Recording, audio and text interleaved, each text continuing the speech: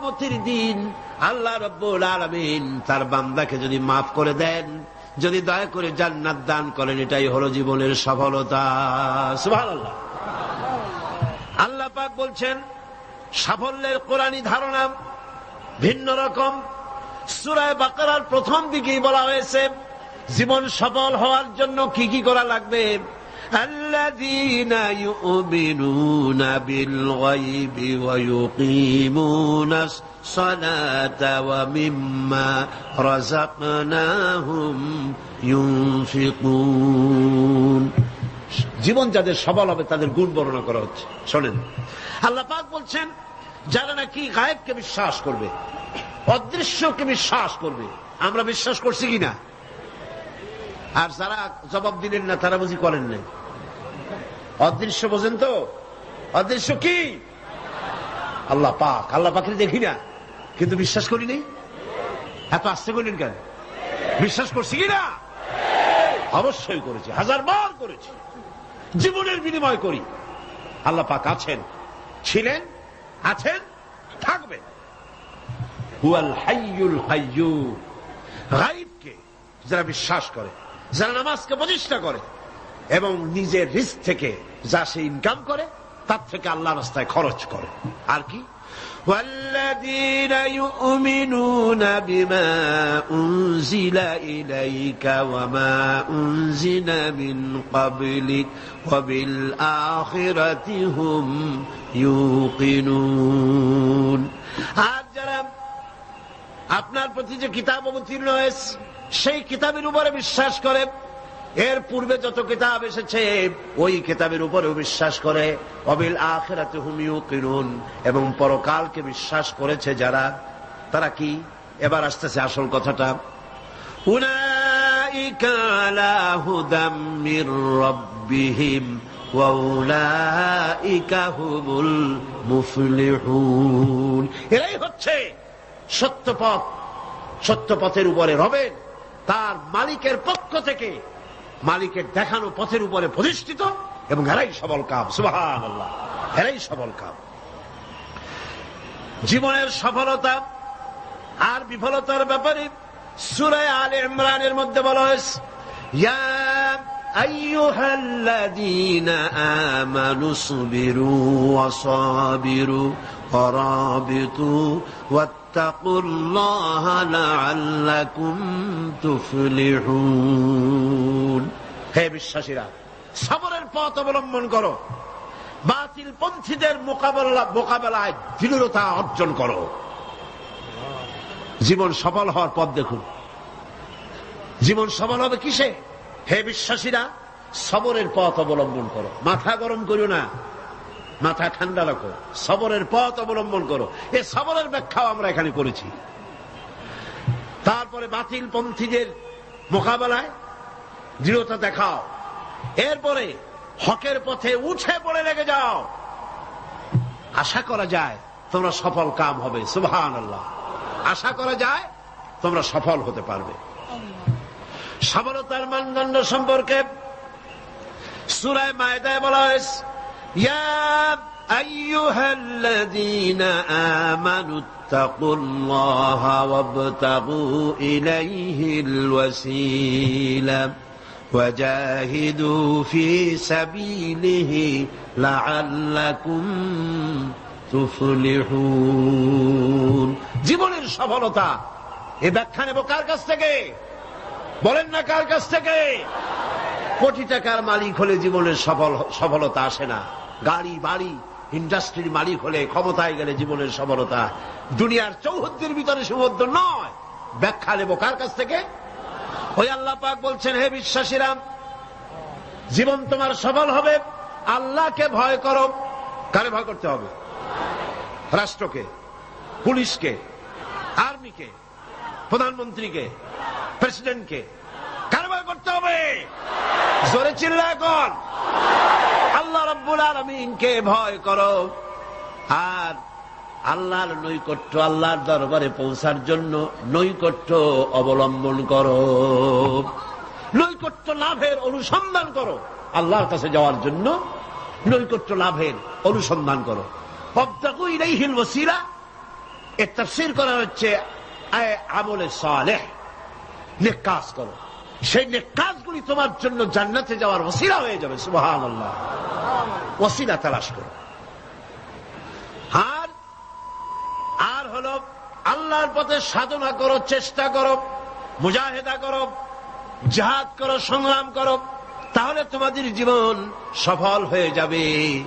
আবার সফলতার মানদণ্ড সম্পর্কে সূরা মায়েদার অন্য আয়াতে আল্লাহ পাক বলেন, ইয়া আইয়ুহাল্লাযীনা আমানু ইন্নামাল খামরু ওয়াল মাইসিরু ওয়াল আনসাবু ওয়াল আজলামু রিজসুম মিন আমালিশ শাইতানি ফাজতানিবুহু লাআল্লাকুম তুফলিহুন। হে বিশ্বাসীরা, মদ, জুয়া, মূর্তি পূজার বেদী, ভাগ্য নির্ণায়ক স্বরসমূহ শয়তান কর্তৃক উদ্ভাবিত নোংরা কাজ, এইসব শয়তানি ঘৃণ্য কার্যকলাপ থেকে বিরত থাকো। শয়তান চায় মদ এবং জুয়ার মাধ্যমে তোমাদেরকে আল্লাহর জিকির স্মরণ থেকে গাফিল করে দিতে, তোমাদের পারস্পরিক, তোমাদের মধ্যে শত্রুতা বৃদ্ধি করে দিতে চায়। ফাহাল আনতুম মুনতাহুন, এগুলি শোনার পরেও কি তোমরা এই মদ আর জুয়া থেকে ফিরে থাকবে না? কে বলতেছেন?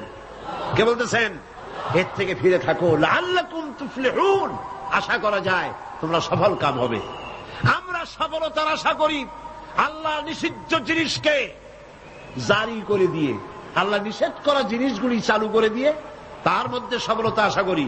আর আল্লাহ বলেন, আমার নিষিদ্ধ করা জিনিসগুলিকে দুনিয়ার বুকে নিষেধ করো, বন্ধ করে দাও, তাহলে সফল হবে। প্রসঙ্গক্রমে আমি আপনাদের সামনে বলতে চাই, 1996 নির্বাচনে আমি পার্লামেন্টে আসার পর মদ জুয়া নিষিদ্ধকরণ বিল 96, এই বিল আমি উত্থাপন করেছিলাম, বিল পেশ করেছিলাম। আপনারা নিশ্চয়ই পত্রপত্রিকায় দেখেছেন, দেখছেন না? সেই বিল উত্থাপন করার পর স্পিকার সাহেব কমিটিতে পাঠিয়ে দিলেন, সংসদীয় কমিটিতে পাঠিয়ে দিলেন। সুদীর্ঘ 2 বছরের ভিতরে এই বিলের কোনো খোঁজ নাই। মারাত্মক ডিপ ফ্রিজের অতল তলে বিল পড়েছিল।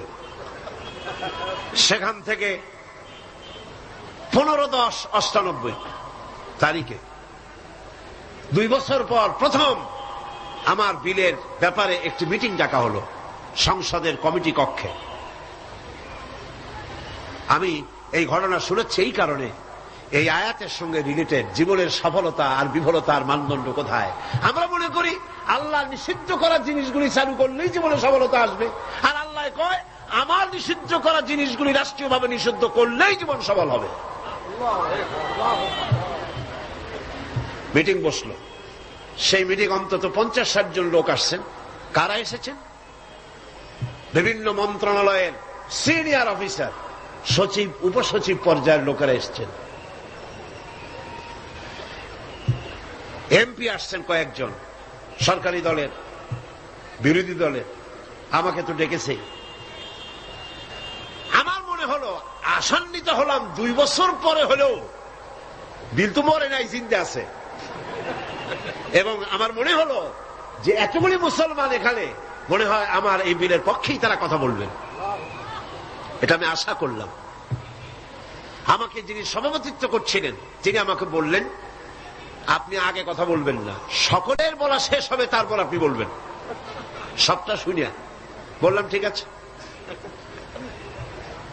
শুরু হলো এই বিলের ব্যাপারে বলা, আলোচনা শুরু হলো। বিলের ব্যাপারে ফাইল তৈরি হয়েছে, এত বড় আমার কাছে ফাইল আছে। বিভিন্ন মন্ত্রণালয় মদ নিষিদ্ধ করলে, জুয়া নিষেধ করলে এই দেশের কি হবে, এই ব্যাপারে তারা তাদের মন্তব্য দিয়েছে। মন্ত্রণালয়ের মন্তব্য, জাতিসংঘ কি ফতোয়া দিয়েছে তাও আছে, সার্ক এ ব্যাপারে কি ফতোয়া দিয়েছে তাও আছে। এত বড় ফাইল। শুরু হলো প্রথমেই অর্থ মন্ত্রণালয়। সভাপতি সাহেব বললেন আপনি বলেন এই বিলের ব্যাপারে। অর্থ মন্ত্রণালয় বলল, মাননীয় সভাপতি যদি এই বিল কার্যকরী হয়, মদ যদি বন্ধ করে দেওয়া হয়, তাহলে আমার দেশ প্রতি বছর 28 কোটি টাকার রাজস্ব ইনকাম থেকে মাহরুম হয়ে যাবে। স্বাস্থ্য মন্ত্রণালয় বলল মদ যদি না থাকে জনগণের স্বাস্থ্য শেষ।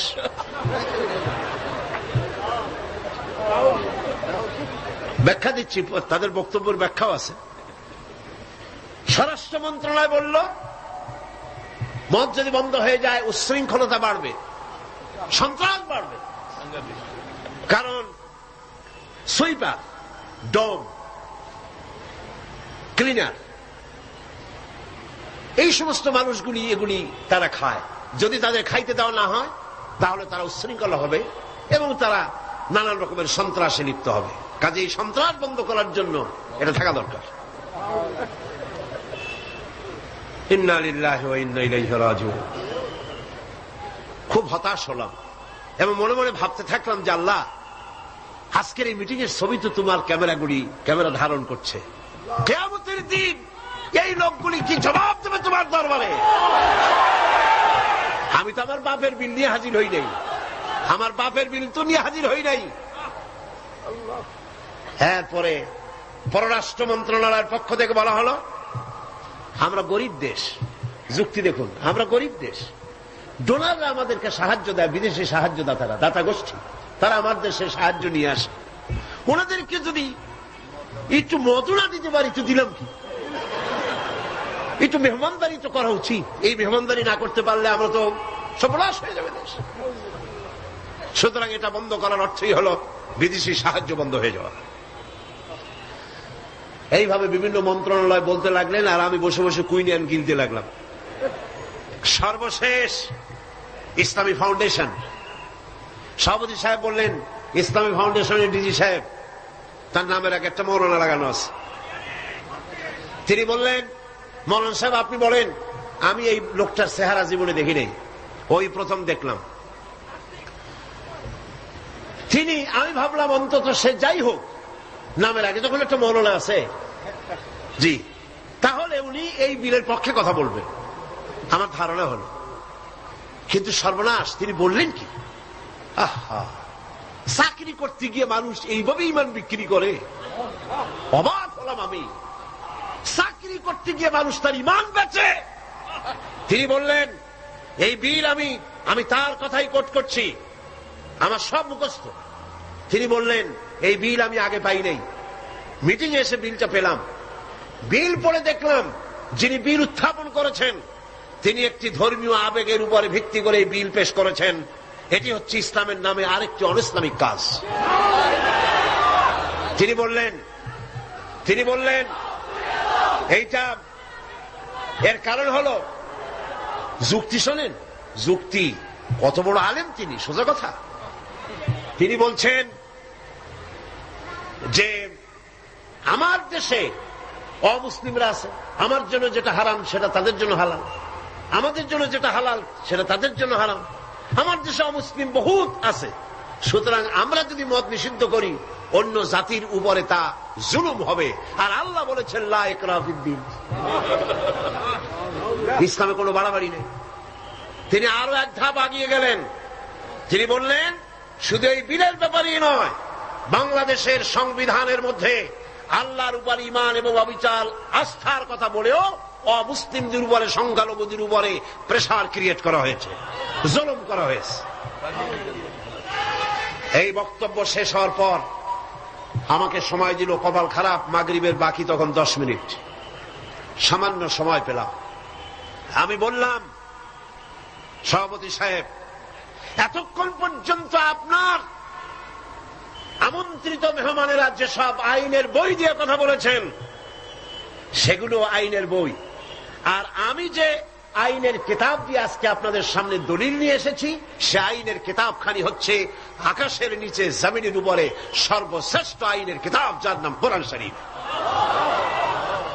আমি যে বিল পেশ করেছি এই বিল আমার বানানো নয়, এটি মানুষের তৈরি করে নয়। আপনার অর্থ মন্ত্রণালয় বলেছে 28 কোটি টাকার ক্ষতি হবে প্রতি বছর, 28 কোটি টাকার ক্ষতি হবে রাজস্ব ইনকাম থেকে মদ বন্ধ করলে। কিন্তু আমি বলতে চাই, আল্লাহ পাকের নিষিদ্ধ জিনিসকে আপনারা হালাল করবেন, 28 কোটি নয়, বন্যার পানির মতো হাজার হাজার 28 কোটি টাকা আল্লাহ বন্যার পানি দিয়ে ভাসায় দেবে। আপনারা ঠেকাইতে পারবেন না, ঠেকাতে পারবেন না। খেতে দেওয়ার মালিক কে? ইমাম খোমেনিকে আমেরিকান প্রেসিডেন্ট বলেছিলেন, আমার বন্দীদেরকে ছেড়ে দাও, কূটনীতিকদেরকে ছেড়ে দাও, যদি না ছাড়ো তাহলে তোমাদের খাদ্য এবং রসদ যা আমরা পাঠাই ইরানে তা পাঠানো বন্ধ করে দেব। ইমাম খোমেনি ভর্সিটি সিটেই পড়ছিলেন নাকি? খোমেনি সাহেব কি বললেন? ইতিহাস সাক্ষী। খোমেনি সাহেব বললেন, আমেরিকার প্রেসিডেন্ট সাহেব, তুমি খাবার দেবা না এই কথা কইয়া ভয় দেখাও কারে? আমি তো সেই জাতি যার বছরের ভিতরে 1 মাস উপাস থাকা ফরজ, বছরে 1টা মাস না খেয়ে থাকা ফরজ। তুমি আমার ভয় দেখাও না খেয়ে থাকা, তোমার খাদ্যের পরোয়া আমি করি না। সুতরাং ভয় তো করতে হবে আল্লাহ পাক। খাদ্য দেওয়ার মালিক তিনি, খাবারের মালিক দেওয়ার মালিক কে? আল্লাহ রাব্বুল আলামিন বলেছেন, ওয়ালাউ আন্না আহলাল কুরা আমানু ওয়াত্তাকাউ লাফাতাহনা আলাইহিম বারাকাতিম মিনাস সামাই ওয়াল আরদ। দেশের লোকেরা, জনপদের লোকেরা যদি আমার উপর ঈমান আনে আর আমাকে ভয় করার নীতি যদি অবলম্বন করে চলে, তাহলে আকাশ আর জমিনের সব বরকতের দরজা আমি আল্লাহ তাদের জন্য খুলে দেব। রিজক দেওয়ার মালিক তো আল্লাহ। কে মালিক? আল্লাহ পাক। আল্লাহর হারাম জিনিসকে আপনারা জারি রেখে 28 কোটি টাকা পাওয়ার লোভ করছেন। কত 28 কোটি চলে যাবে ঠিক পাবেন না। পেঁয়াজের ঝাঁজ কত টের পান না এখন? পেঁয়াজের ঝাঁজ কত? এক সময় সিলেটের নাম ছিল 2টি পাতা 1টি কুড়ির দেশ, ঠিক না? 2টি পাতা 1টি কুড়ির দেশ সিলেট। আর এখন 2টি কাঁচামরিচ 1টি পেঁয়াজের দেশ বাংলাদেশ। মানুষ যখন নিজের দাম বোঝে না তখন আল্লাহ জিনিসের দাম বাড়ায় দেয়। দাম কার? পেঁয়াজের নাম আর কার দাম? মানুষের দাম। মানুষ তার দাম বোঝে নাই, আল্লাহ কাঁচামরিচের দাম বাড়াই দেয়। যা, পেঁয়াজের দাম, কাঁচামরিচের দাম, হাবিজাবির দাম বাড়িয়ে গেল, মানুষেরা না খেয়ে মরতেছে। সুতরাং আপনারা ঠেকাবেন কি করে? স্বরাষ্ট্র মন্ত্রণালয় বলছে উচ্ছৃঙ্খলতা বাড়বে। আশ্চর্য কথা। আল্লাহ বলছেন উচ্ছৃঙ্খলতা কমবে, আর আপনি বলতেছেন বেড়ে যাবে। কি আশ্চর্য কথা। স্বাস্থ্য মন্ত্রণালয় বলছে যে স্বাস্থ্য খারাপ, স্বাস্থ্য ভালো হবে মদ খাইলে, না খাইলে স্বাস্থ্য খারাপ হবে। রাসূলুল্লাহ বলেছেন মদ কোন ওষুধ নয়, মদ নিজেই ব্যাধি, এটা নিজেই রোগ। সুতরাং কথা হচ্ছে মেহমানদারি মদ দিয়া করা যাবে না। রাসূল কারীম সাল্লাল্লাহু আলাইহি ওয়াসাল্লামের কাছে মদ নিষিদ্ধ করণ আয়াত যখন নাযিল হলো, এই আয়াত যেটা আমি পড়লাম, একজন সাহাবী এসে বললেন, হুজুর আমার কাছে কিছু মদ আছে, আমি এখন করবো কি? দেখেন, আমি সেইখানে সেই মিটিং এ বললাম, সেই সাহাবী জিজ্ঞেস করলেন, হুজুর আমি করবো কি? কোন ইহুদির হাদিয়া দিয়ে দেই? আল্লাহ নবী বললেন, মদ নিষিদ্ধকরণ আয়াত যখন নাজিল হয়ে গেছে, এখন এই মদ যদি কারো কাছে অবশিষ্ট থাকে, না তা খাওয়া যাবে, না তা হাদিয়া দেওয়া যাবে, না তা বিক্রি করা যাবে, রাস্তায় ফেলে দাও। ফেলে দেওয়া ছাড়া এর কোনো পথ নাই। আল্লাহ নিষিদ্ধ করা জিনিস হারাম, এই জিনিস দিয়ে মেহমানদারি করা জায়েজ নাই। এমনকি রাসূলুল্লাহ কথাও বলেছেন, আপনারা শুনে রাখুন, কোন অনুষ্ঠানে আপনি গেছেন, আপনি জানতেন না যে সেখানে মদ সার্ভ করা হবে, কিন্তু আপনি গিয়ে দেখলেন যে ওখানে মদ দেওয়া হচ্ছে। রাসূলুল্লাহ বলেছেন, আল্লাহ এবং পরকালের বিশ্বাস যদি কলিজার মধ্যে থাকে, ওই অনুষ্ঠান পরিত্যাগ করো, বেরিয়ে যাও। এই মদের অনুষ্ঠানে তুমি বসতেও পারো। সর্বশেষ বললাম, আজকে ফাউন্ডেশনের ডিজি তিনি বলছেন, আশ্চর্য কথা, আমার দেশে মুসলিম আছে তাই কোরআনের আইন আমি চালু করব না, এটা তাদের উপরে জুলুম হবে। রাসূলুল্লাহর উপরে যখন এই আইন নাজিল হয়, তখন মক্কা মদিনায় ইহুদি খ্রিস্টান ছিল না, তো তাদেরকে উপলক্ষ করে রাসূলুল্লাহ কি আইন বন্ধ করে রাখছিলেন? না, বরং বললেন সাহাবীরা, তখন তো মাইক ছিল না, রেডিও নাই, মাইক নাই, ফ্যাক্স নাই, পত্রপত্রিকা নাই, টেলেক্স নাই, টেলিভিশন নাই। হুজুর বললেন যাও রাস্তায় রাস্তায় এই আয়াত চিল্লায় পড়ো। সাহাবায়ে কেরাম রাস্তায় নেমে গেলেন। এই আয়াত, ইন্নামাল খামরু ওয়াল মাইসিরু ওয়াল আনসাবু ওয়াল আজলামু রিজসুম মিন আমালিশ শাইতানি ফাজতানিবু, যাও পড়ো। সবাই চিল্লায় পড়তে লাগলেন।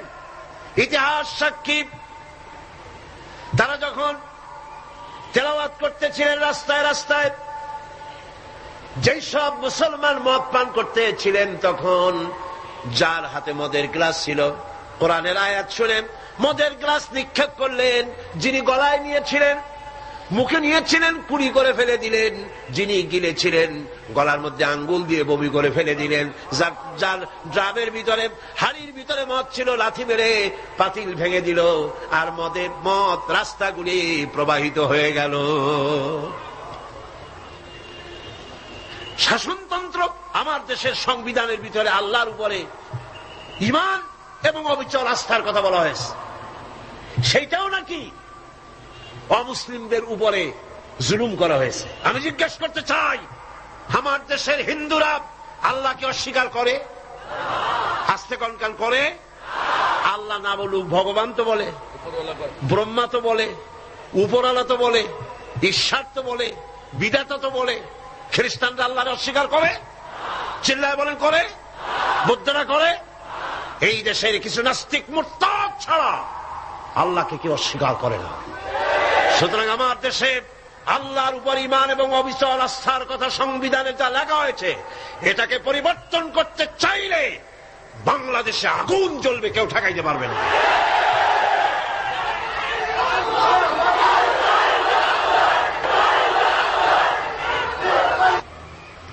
দুই বছর পর একবারের জন্য এটা উঠলো, আমি সব কথা বলতে পারলাম না, মাগরিবের আজান হয়ে গেল।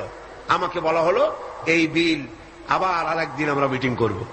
সেদিন পার্লামেন্ট চলাকালীন সময় বিলের উপর রিপোর্ট দেওয়া হলো।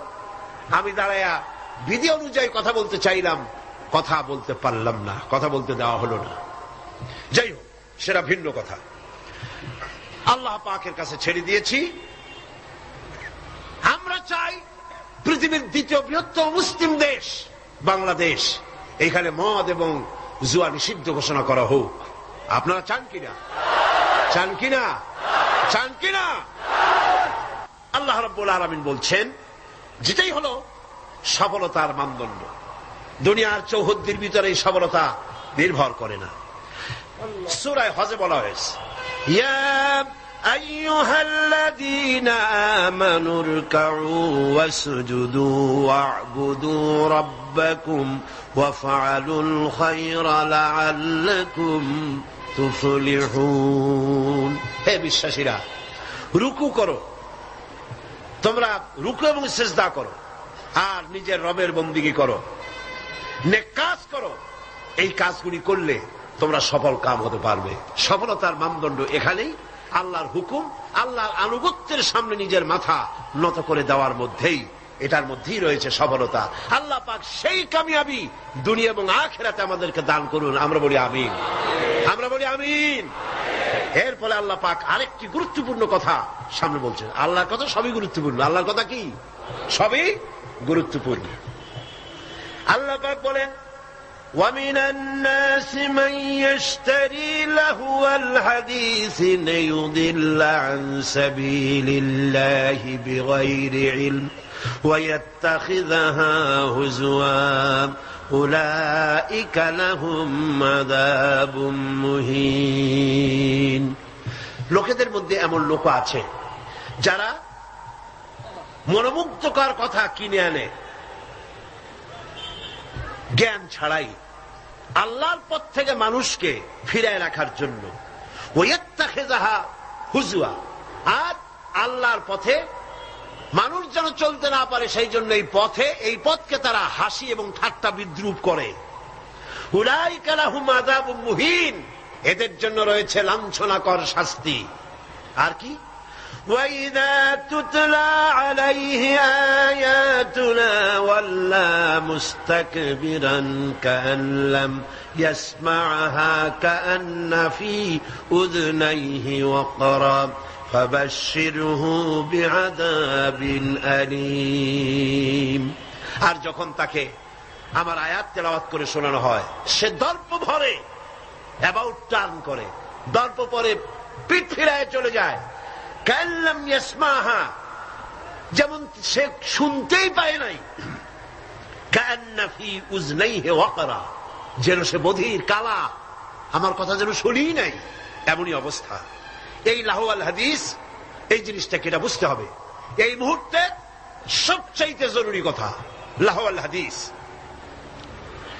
এগুলো হচ্ছে একদিকে আল্লাহর পক্ষ থেকে পথ নির্দেশনা আসছে, অনুগ্রহ আসছে, সেটার নাম হচ্ছে, সেটা দিয়ে লোকেরা লাভবান হচ্ছে, তার নাম কিতাব কোরআন শরীফ। তার নাম কি? কোরআন শরীফ। অন্যদিকে ওই সব সৌভাগ্যবান ব্যক্তির পাশাপাশি এমন দুর্ভাগা লোকেরাও রয়েছে যারা আল্লাহর আয়াতের মোকাবেলায় ভিন্ন পদ্ধতি গ্রহণ করেছে। সেটা কি? তারা বিভিন্ন মনোমুগ্ধকর কথা বিভিন্ন জায়গা থেকে আমদানি করেছে। হাদিস শরীফে এসেছে, নজর ইবনে হারিস কুরাইশদের এক ব্যক্তি, সে বলল, তোমরা মুহাম্মদ সাল্লাল্লাহু আলাইহি ওয়াসাল্লামের বিরোধিতা করে কিছু করতে পারবে না, কারণ তারে তোমরা বলছো মিথ্যাবাদী, না তারে তোমরা বলছো যে তিনি গণক, তিনি জাদুকর। এই কথা বলে তোমরা কুল পাবে না, কারণ তিনি এই সমাজের ভেতরেই বেড়ে উঠেছেন, জিন্দেগিতে তিনি একটি মিথ্যে কথা বলেন নাই, কাউকে ঠকান নাই, কারোর সঙ্গে প্রতারণা করেন নাই। এই লোকের বিরুদ্ধে এই সমস্ত কথা বলে তোমরা কুলাইতে পারবা না। তবে আমি এই ধান্দাবাজি তোমরা ছাড়ো, কোরআন শরীফের কাছে যাতে মানুষ না যায়। মানুষগুলি হেদায়েত হচ্ছে কি কারণে? এক রসুল দেখে আর এক কোরআন শুনে। কারণ কয়টা? দুইটা। কয়টা কারণ? রাসূলুল্লাহর চেহারা দেখে, রাসূলুল্লাহর ব্যবহারে ইসলামের দিকে আকৃষ্ট হচ্ছে, আর কোরআন শুনে মানুষ পাগল হয়ে যাচ্ছে। সুবহানাল্লাহ। নবীজি যখন তেলাওয়াত করতেছেন, কাফের বেঈমানেরা চতুর্দিক থেকে দাঁড়ায় যাচ্ছে। রাসূলুল্লাহর তেলাওয়াত শুনে শুনে নিজেদের অজান্তে চোখের থেকে পানি পড়তেছে, আর মুখ দিয়ে বেসাখতা বেরিয়ে যাচ্ছে, লা ইলাহা ইল্লাল্লাহু মুহাম্মাদুর রাসূলুল্লাহ। জোরে পড়ে, লা ইলাহা লা ইলাহা লা ইলাহা ইল্লাল্লাহু মুহাম্মাদুর রাসূলুল্লাহ। নজর বিন হারিস বলল, মুহাম্মদ সাল্লাল্লাহু আলাইহি ওয়াসাল্লামের বিরুদ্ধে কথা বলে ইসলাম থেকে সরাইতে পারবা না। আমি বুদ্ধি এঁটেছি, আমি এক কায়দা করব, দেখবা লোকেরা এখানে আর আসবে না। সেটার জন্য সে চলে গেল বাগদাদ। মক্কা থেকে বাগদাদ ইরাক চলে গেল। ইরাক থেকে পুরানা রাজা বাদশাদের কিসসা কাহিনী কিনে আনলো। সেই কিসসা কাহিনী কিনে এনে সেইগুলি কিসসার এক বিরাট আসর বসাইলো। আর সেই আসরকে আরো আকর্ষণীয় করার জন্য নর্তকী, সুন্দরী, গায়িকা, নায়িকা এদেরকে আনা হলো। এই দিয়ে মানুষকে কোরআন থেকে ফিরায় রাখার জন্য চেষ্টা করলো, আর ইসলামের রাস্তাকে, কোরআনকে ঠাট্টা বিদ্রুপ তারা করতে লাগলো। বন্ধুগণ, আল্লাহ রাসূল আখিরাত এবং নৈতিক চরিত্রে শোনার ইচ্ছাই যেন লোকেরা হারিয়ে ফেলে, সেই জন্য এই চেষ্টা তারা করলো। যেমন আজকাল ইসলাম থেকে দূরে সরাবার জন্য চেষ্টাটা চলছে। এই চেষ্টা চলতেছিল রাসূল করিম সাল্লাল্লাহু আলাইহি ওয়াসাল্লামের সময়। কোরআন যাতে শুনতে না পারে সেজন্য নায়িকা এনেছে, গায়িকা এনেছে, সেজন্য তারা গল্পের আসর বসিয়েছে, সাংস্কৃতিক আন্দোলন করেছে।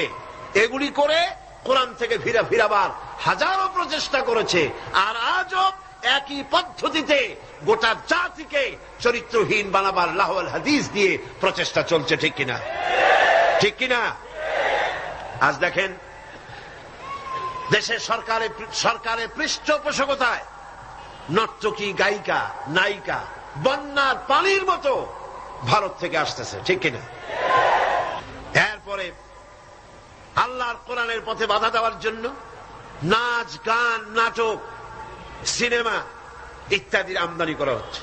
এগুলি করে ইসলামের পথে বাধার সৃষ্টি করা হচ্ছে, দর্শন বাড়তেছে, চরিত্রহীনতা ক্রমান্বয়ে বাড়তেছে। এগুলি সব হচ্ছে লাহওয়াল হাদিস। এগুলি কি বলুন? লাহওয়াল হাদিস।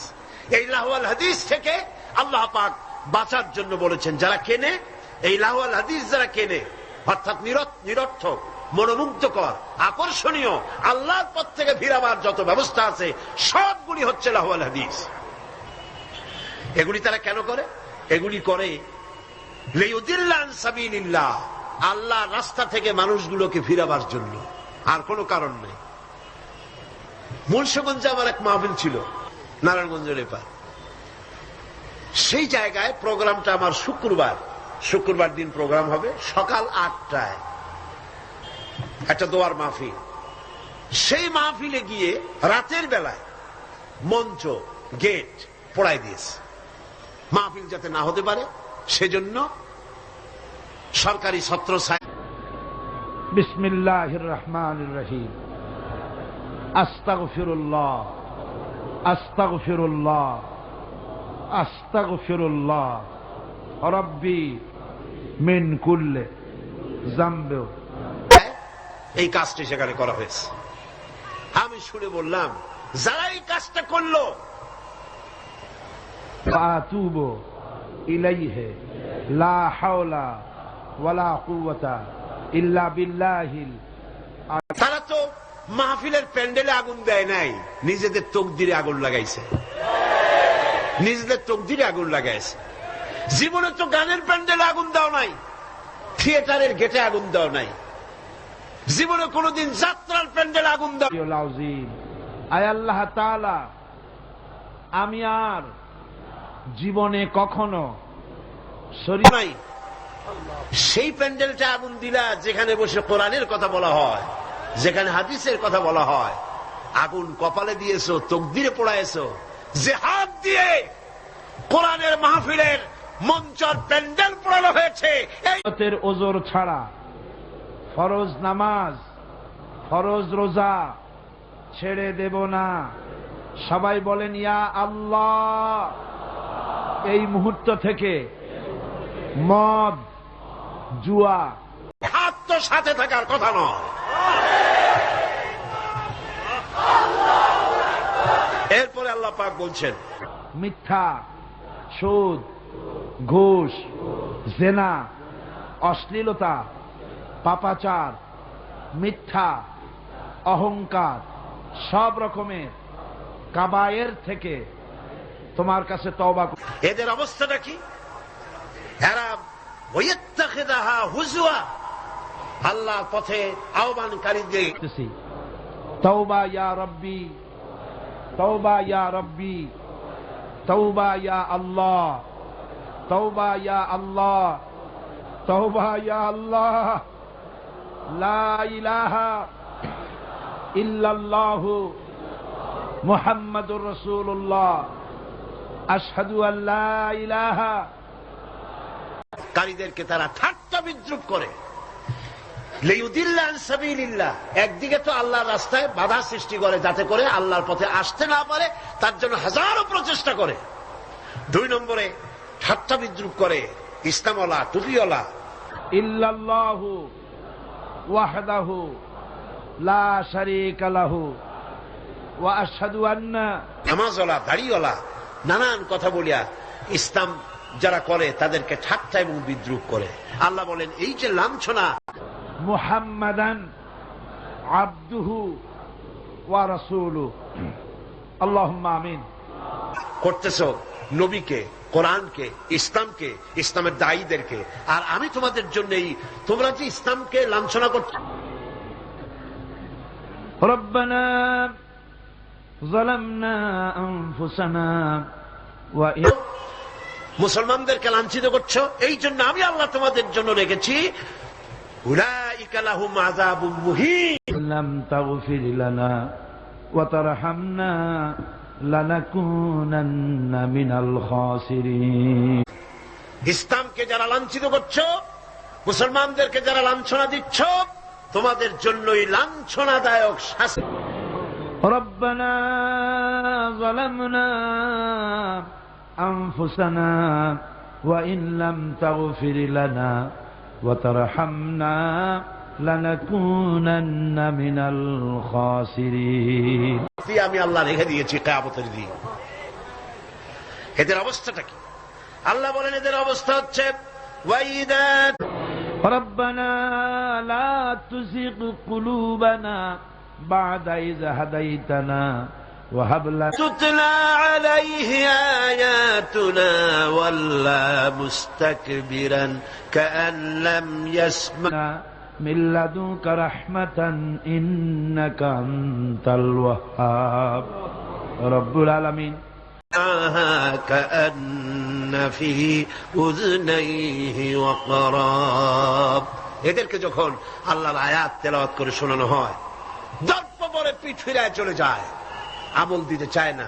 আল্লাহ বলেন এমন ভাবে অহংকারী 5 দিন ব্যাপী কোরআন শরীফের তাফসিরের মাহফিলের আজকের এই শেষ দিনে গভীর রজনীতে কোরআনে কারীম সামনে নিয়া লক্ষ লক্ষ পুরুষ আর নারী একত্রিত হয়ে গুনার বোঝা মাথায় নিয়ে তোমার দরবারে হাত উঠাইছি।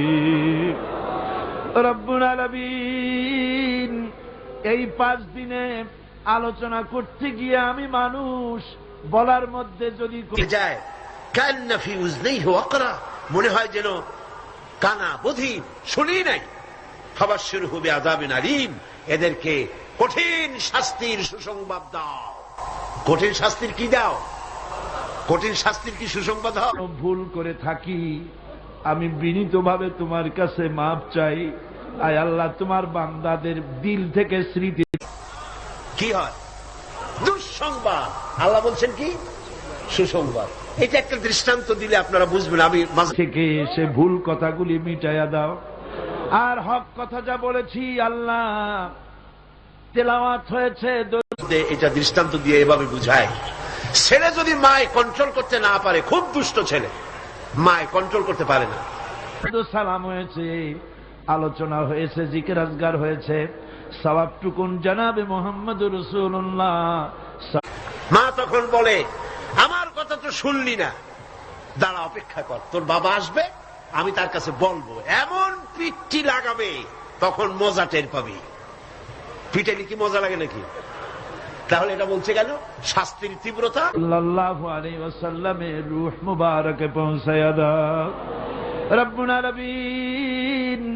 আদম আলাইহিস সালাম থেকে নিয়ে আজ পর্যন্ত পৃথিবীর মাটির নিচে যত মুমিন মুমিনাত শুয়ে আছে আল্লাহ সকলকে বুঝাবার জন্য, সেই জন্য আল্লাহ পাক বলছেন ফাবাশশিরহু, এদেরকে সুসংবাদ শোনাও।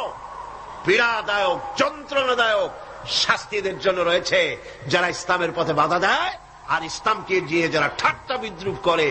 মাফ করে দাও রব্বুল আলামিন। এই মুহূর্তে মনে পড়ে গেল আমাদের বাপজানের কথা। মরিয়া দেখো, তারপরে টের পাবা। এখন তো কিছু আল্লাহ কমে না। আল্লাহ খুব আল্লাহ ধৈর্য আমাদের চাইতে কম না বেশি? আম্মা জানের কথা মনে পড়ে গেল রব্বুল আলামিন। আমরা আমাদের চিন্তা করা যায়, আল্লাহ যদি আমাদের মতো এরকমের বদমেজাজি হইতেন, মেজাজ খারাপ হইতো, কবে ভাঙ্গে চুরে সব শেষ করে ভালাইতেন। আল্লাহর কত ধৈর্য, সুবহানাল্লাহ, কত ধৈর্য। আল্লাহ অপেক্ষা করতেছেন। জনম দুঃখিনী মা যাদের হারায়া গেছে আল্লাহ, একটা অক্ষর মা সময় দিচ্ছেন। ওয়ায়ামুদ্দুহুম ফি তুগয়ানিহিম ইয়ামাহুন।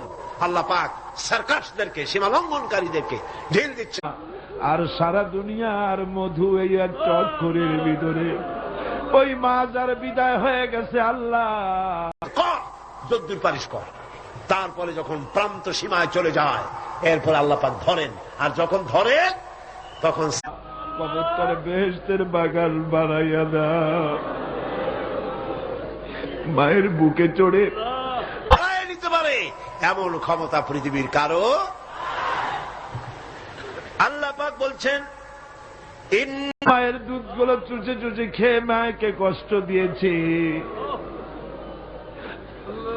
পৌষ মাসে মাঘ মাসে الذين آمنوا وعملوا الصالحات لهم جنات النعيم প্রস্রাব করে দিয়েছি, ভিজা জায়গায় মা নিজে শুয়ে কলিজার টুকরা সন্তান خالدين فيها وعد الله حقا وهو العزيز বুকের উপরে নিয়ে সারাটা রাত কাটাইয়া দিয়েছে, নিজে না খায়া ছেলের হাকিম। নিশ্চয়ই যারা ঈমান এনেছে, আমলে সালেহ করেছে, তাদের জন্য রয়েছে নিয়ামতে পরিপূর্ণ জান্নাত। সুবহানাল্লাহ।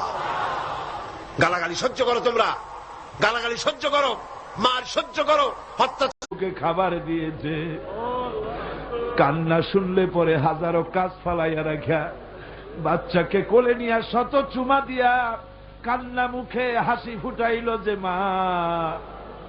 আল্লাহ, ওই মা যারা সহ্য করো, জুলম সহ্য করো, সহ্য করো, আর নিজেদের কদমকে মজবুত করো, দিনকে প্রতিষ্ঠার পথে এগিয়ে যাও। বিদায় হয়ে গেছে, আল্লাহ কবরটারে বেহেশত বানাইয়া দাও।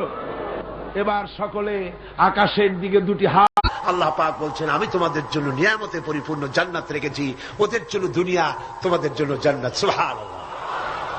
হাত উঁচু করে দেন, আল্লাহরে ডাকেন, আল্লাহরে ডাকেন, কান্দেন ভাইরা, কান্দেন। আর কানবেন কবে?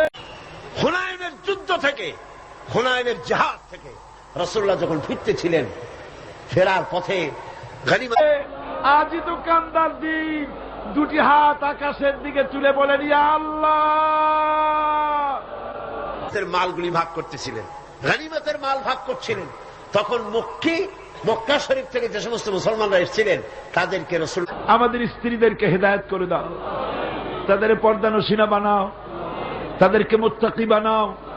আল্লাহ তাদের উপর বেশি দিলেন, ছাগল বেশি দিলেন, গনিমতের মাল ছাগল বেশি দিলেন, উট বেশি দিলেন, আর আনসারদেরকে কম দিলেন। হযরত সাদ রাদিয়াল্লাহু তাআলা আনহু, যিনি আনসারদের নেতা ছিলেন, তিনি রাসূল রহমত করো, তাদের রোগ ব্যাধি ভালো করো। আল্লাহ আমাদের ছেলে মেয়ে যা দান করেছে সবগুলিকে দিনদার বানাও। আল্লাহকে বললেন, হুজুর বন্টন যা করলেন, এতে কিন্তু আনসারেরা একটু নারাজ হয়ে গিয়েছে, তারাই বেশি স্যাক্রিফাইস করলো, অথচ গনিমতের মাল তারা কম পেয়ে গেল। হুজুর বললেন, তোমার মত কি? কয়, আমিও ওই রকমই, অর্থাৎ ওইটাই সমর্থন করি, ওইটাই সমর্থন করি, আমাদের কিছু বেশি দেওয়া উচিত ছিল। রাসূলুল্লাহ কি বললেন? সুবহানাল্লাহ। রাসূলুল্লাহ বললেন, একটু পরেই তুমি দৃশ্যটা দেখবা, ও সাদ, ও আনসারেরা, একটু পরেই দৃশ্যটা দেখবা।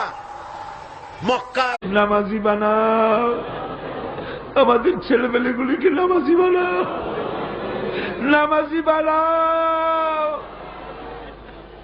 আমাদের ছেলেমেয়ের নামাজ দেখা, তাদের দিনদারি দেখে আমাদের চক্ষু যেন ঠান্ডা হয়। আল্লাহ, যারা ফিরে যাবে তারা নিয়ে যাবে উট, ভেড়া, ছাগল, আর মদিনায় যারা ফিরে যাবে তারা নিয়ে যাবে আল্লাহ রাসূলকে সাথে নিয়ে যাবে। এইরকম ছেলে তোমার কাছে চাই আল্লাহ। আল্লাহ, আজকের দোয়া ফিরাইয়া দিও না বাবু। আল্লাহ রাসূলকে সাথে নিয়ে যাবে, কোনটা বেশি? সুবহানাল্লাহ। দুনিয়ায় ঠাট্টা করে, বিদ্রুপ যারা করে, গালাগালি করে, সহ্য করো, সহ্য করো, এবং তাহাম্মুলের সাথে পরিস্থিতির মোকাবেলা করো। আল্লাহ পাক বলছেন, অপেক্ষা করো, ওদের জন্য দুনিয়ায় সব শেষ, যত সেলুট এইখানে শেষ, এরপরে সেলুট শুরু হবে কবরের মধ্যে নিয়ে, আসল সেলুট। আমরা এই বিশ্বাস নিয়ে হাত নামাচ্ছি, যা বলছি সব তুমি কবুল করেছো। রব্বানা তাকাব্বাল মিন্না ইন্নাকা আনতাস সামিউল আলিম ওয়া তুব আলাইনা ইন্নাকা আনতাত তাওয়াবুর। ঠিক পাইছেন? আসল সেলিউট শুরু হয়ে যাবে কবরের মধ্যে গিয়া, আগ পর্যন্ত যদ্দূর পারো করো। রহিম সুবহান। This track is downloaded from BDLoved. আর মুসলমানদের দুঃখ দুর্দশা ইমানদারদের জন্য মওতের আগ পর্যন্ত শেষ। হ্যাঁ, পরে আল্লাহ পাক বলেছেন 24.com চিরস্থায়ী জান্নাত দেব, খালিদিনা ফিহা আবাদা, চিরকাল জান্নাতের মধ্যে থাকবা। সুবহানাল্লাহ। তবে এখানে আপনি সবর করে থাকবেন, আমার কথার ভুল অর্থ করবেন না যে আমরা শুধু মার খেতে থাকবো আর সবর করব, আর মাপবাড়ি, রাজনীতি, সমাজনীতি, ক্ষমতা, সব দেশের ফাসেক, ফুজ্জার, সারাবি, জানি, কাবাবি ওরা থাকবে মাথার উপরে, আর আমরা খালি সবর করে যাব না। কথা কিন্তু সেটা না। কথা হচ্ছে ধৈর্যের সাথে পথ অতিক্রম করেন, মঞ্জিলের পানে এগিয়ে যান। মঞ্জিল কি? কোরআনের আইন চালু হওয়া। মঞ্জিল কি? আল্লামা ইকবাল বলেছেন, মঞ্জিলের দিকে এগিয়ে যাও, মঞ্জিলের পথে গন্তব্যে এগিয়ে চলো, সেই পর্যন্ত চলতে থাকো যতক্ষণ পর্যন্ত তোমার নাকের থেকে শ্বাস আসা যাওয়া করে। যতক্ষণ পারো মঞ্জিলে পৌঁছাবার জন্য দৌড়াও। যখন দৌড়াতে পারবে না, পায়ে যখন শক্তি নাই, তখন হামাগুড়ি দাও। হামাগুড়ি দিয়াও যখন এগোতে পারো না, গড়াতে থাকো। যখন তাও পারো না, তখন মঞ্জিলের পানে তাকায় থাকো যতক্ষণ চোখের পাতা তোমার স্তব্ধ হয়ে না যায়। চোখের পাতা নীরব নিস্তব্ধ না হওয়া পর্যন্ত মঞ্জিলের পানে তাকায় থাকো। আমরাও ধৈর্য ধারণ করে পরিস্থিতির মোকাবেলা করব। ওরা অস্ত্র নিয়ে আসবে, আমরাও অস্ত্র ধারণ করব। সেই অস্ত্র বন্দুক নয়, কামান নয়, রিভলভার নয়, স্টেনগান নয়, এসএলআর নয়, দুনিয়ার মানুষের বানানো অস্ত্র নয়। ওদের অস্ত্রের মোকাবেলা করব ইমানের অস্ত্র দিয়ে, চরিত্রের অস্ত্র দিয়ে। কিসের অস্ত্র দিয়ে? চরিত্রের অস্ত্র দিয়ে, ইমানের অস্ত্র দিয়ে এদের মোকাবেলা করব। আর ইনশাআল্লাহ বাংলার জমিনে দ্বীন প্রতিষ্ঠা আমরা করব ইনশাআল্লাহ। আল্লাহ পাক বলছেন, এইভাবে যারা ঈমান আনবে, আমলে সালেহ করবে, ওদের জন্য জান্নাতুন নাঈম, নিয়ামতে পরিপূর্ণ জান্নাত দেব, খালিদিনা ফিহা, ওর মধ্যে তারা চিরকাল থাকবে। ওয়াদাল্লাহি হাক্কান, আল্লাহর প্রতিশ্রুতি অকাট্য। আল্লাহ ওয়াদা খেলাপ করেন না? করলেন কেন? আসতে বললেন কেন? আল্লাহ ওয়াদা খেলাপ করে কখনো না, অকাট্য প্রতিশ্রুতি। শেষে গিয়ে বলছেন ওয়াহুয়াল আজিজুল হাকিম, তিনি প্রজ্ঞাময় এবং পরাক্রমশীল। তিনি যে ওয়াদা করেন, সেই ওয়াদা পালনের পথে বাধা সৃষ্টি করতে পারে এমন ক্ষমতা আকাশেও নাই, জমিনেও। আল্লাহ রাব্বুল আলামিন আমাদেরকে সেই আল্লাহর পথে ঈমান এনে চলার তৌফিক দান করুন বলি আমিন। মুনাজাতের জন্য দাঁড়ানো ভাইরা বসুন, যত লোক দাঁড়ানো আছেন সবাই বসুন। لنكونن من الخاسرين ربنا لا تزغ قلوبنا بعد إذ هديتنا وهب لنا من لدنك رحمة إنك أنت الوهاب। আয় আল্লাহ তাআলা, হাজার হাজার মুসলমান নরনারী দীর্ঘক্ষণ ধরে তোমার কোরআনের কথা শুনেছি। আল্লাহ মেহেরবানি করে আমাদের আলোচনা দরুদ ও সালামের সব রাসূল করিম সাল্লাল্লাহু আলাইহি ওয়াসাল্লামের রূহ মুবারকে পৌঁছায় দাও। হে আল্লাহ তাআলা, আমরা যারা হাত তুলেছি এর মধ্য থেকে মা বাপ যাদের দুনিয়া থেকে জনমের মতো বিদায় হয়ে গেছে, আল্লাহ কবরগুলিকে জান্নাতের টুকরায় পরিণত করে দাও। রব্বির হামহুমা কামা রব্বায়ানি সগীরা। সবাই পড়েন রব্বির হামহুমা কামা রব্বায়ানি সগীরা। হে আল্লাহ তাআলা, সারা জীবন আমরা গুনাহ করেছি, দয়া করে মেহেরবানি করে আমাদের জিন্দেগীর সমস্ত গুনাহ কথা মাফ করে দাও। হে আল্লাহ তাআলা, এত বড় মাহফিল, এই মাহফিলের আয়োজন ইসলামী সমাজ কল্যাণ পরিষদ প্রতি বছর করে। আল্লাহ তুমি জানো। হে আল্লাহ তাআলা, তুমি দয়া করে মেহেরবানি করে এই মাহফিলের 5টা দিন তুমি তোমার কুদরতি নিজাম দিয়ে চালায় দিও।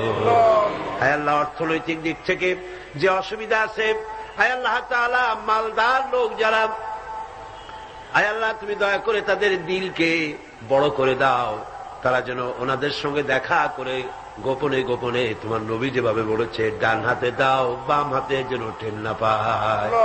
এইভাবে করে কোরআনের খেদমতে এই এলাকার মুসলমানগুলি যেন, মুসলমান নারী পুরুষ সবাই যেন এগিয়ে আসে। আল্লাহ সকলের দিল আর হাত তুমি খুলে দাও রব্বুল আলামিন। আয় আল্লাহ তাআলা, কোরআনে কারিমের কথা শোনার জন্য দূর দারাজ থেকে লোকেরা আসে, আর যারা এখানে বলেন, আল্লাহ তুমি দয়া করে তাদের বলার তৌফিক দান করে দিও। আপনারা দোয়া করেন আমার কণ্ঠস্বরের জন্য, শরীরের জন্য। আল্লাহ যেন এই মাহফিলের জন্য উপযোগী কথা যেন হক ভাবে সুন্দর করে মানুষের সামনে উপস্থাপন করার তৌফিক যেন আল্লাহ পাক দান করেন। আমি যা বলি তার জন্য আমি নিজে আমল করতে পারি, আল্লাহ এই তৌফিক যেন দান করেন। ربنا تقبل منا إنك أنت السميع العليم وتب علينا إنك أنت التواب الرحيم سبحان ربك رب العزة عما يصفون وسلام على المرسلين الحمد لله رب العالمين واجعل آخر كلمة عند الموت لا إله إلا الله محمد رسول الله السلام عليكم ورحمة الله.